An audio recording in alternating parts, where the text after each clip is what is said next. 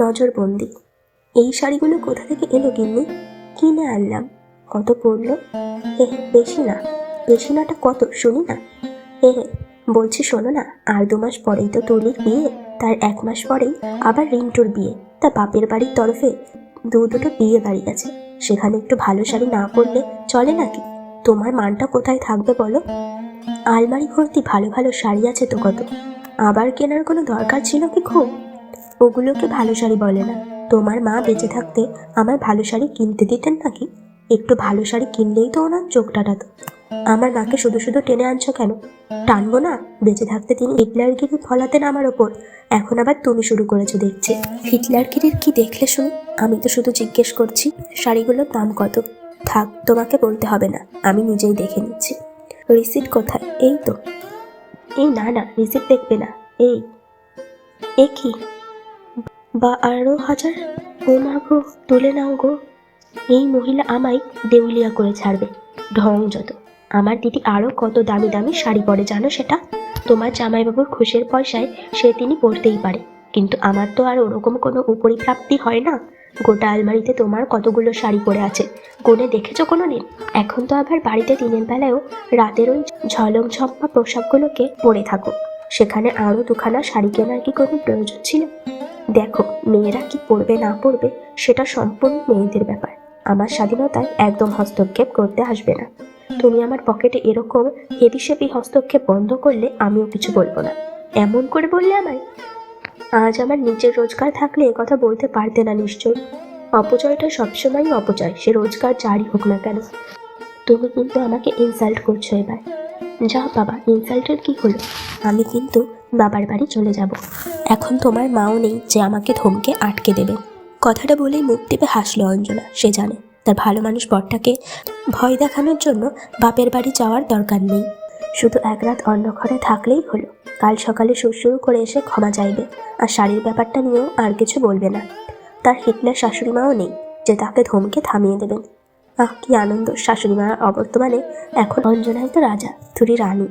বুড়িমা বেঁচে থাকতে কম জ্বালিয়েছিল নাকি? শুধু বৌমা এটা করো না, সেটা করো না, এটা কিনো না, সেটা কিনো না। এখন থেকে অঞ্জনা প্রাণ খুলে যা খুশি করবে, যেটা ইচ্ছে কিনবে, রোজ শপিংয়ে যাবে। আর বরটাকে কিভাবে সামাল দিতে হয় সেটাও তার বেশ জানা আছে, তাই নো টেনশন। একটা লম্বা হাই তুলে আলো নিভিয়ে শুয়ে পড়ল অঞ্জনা। কাল সকালে তার শান্তশিষ্ট প্রতিনিষ্ঠ বরটার মুখটার অবস্থা কেমন হবে সেটা ভেবে বেশ পুলক অনুভব করতে করতে ঘুমের দেশে তলিয়ে গেল সে। রাতের দিকে হঠাৎ মনে হলো কেউ যেন ওর গায়ে ধাক্কা দিয়ে জাগানোর চেষ্টা করছে। অঞ্জনা ভাবল, লোকটা তাহলে সকাল অবধিও অপেক্ষা করতে পারল না। মনে মনে বেশ মজা লাগলেও ঘুমাবার ভান করে চোখ বুজে পড়ে রইল সে। কিন্তু লোকটা এমন জোরে ধাক্কা দেওয়া শুরু করলো যে অগত্যা চোখ খুলতেই হলো অঞ্জনাকে। এবার চোখ খুলে যাকে পাশে বসে থাকতে দেখলো তাকে দেখে তো মূর্ছা যাবার জোগাড়। এ তো বর নয়, স্বয়ং বরের মা। অঞ্জনা অজ্ঞান হওয়ার উপক্রম করতেই শাশুড়ি মা ধমকে উঠলেন, এই মেয়ে, একদম মূর্ছা যাবে না। ড্যাবা ড্যাবা চোখে আমার দিকে তাকাও বলছি। মা মা আপনি? মা আমায় তোতলা কবে থেকে হলে শুনি? আমায় আমায় ছেড়ে দিন মা। এত সহজে তোমায় ছেড়ে দিই কি করে বলো তো? ছেড়ে দিয়ে তো দেখলাম আমার নিরীহ ছেলেটার ওপর কি অত্যাচারটাই না শুরু করেছো। কি ভেবেছিলে আমি মরে গেছি বলে যা খুশি করবে? না মা, মানে না। আমার ছেলের সাথে ঝগড়া করেছো কেন? আবার আমার ছেলেটাকে ইমোশনাল ব্ল্যাকমেল করবে বলে আলাদা শোয়া হয়েছে? আমি কখনো এরকম করবো না মা, আমায় ছেড়ে দিন। তোমার যা হাবভাব দেখছি, ছাড়া তো তোমায় যাবে না বাবু। তা এখন যাও সে ঘরে, আমার বাছা বলে একলা ঘুমোচ্ছে। এক্ষুনি যাচ্ছি মা, এক্ষুনি যাচ্ছি। একচোটে ঘরটা থেকে বেরিয়ে এসে সুরেশের পাশে গিয়ে চুপচাপ শুয়ে পড়ল অঞ্জনা। সকালে পাশে অঞ্জনাকে দেখে সুরেশ তো হেসেই খুব।